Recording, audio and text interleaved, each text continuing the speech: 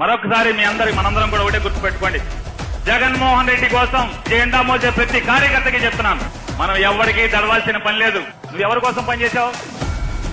నా కోసం పనిచేసావా? నాలాంటి వాళ్ళు వస్తుంటారు పోతుంటారు, నాలాంటి వాళ్ళ గురించి నీకెందుకు రా బాబు?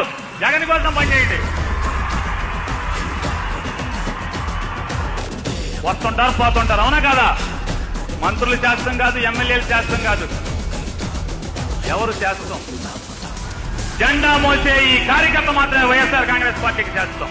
పార్టీ నీది, నాలాంటి వాళ్ళు వస్తూ ఉంటారు పోతూ ఉంటారు, ఇన్ని మా గురించి ఎందుకు మీకు పట్టింది?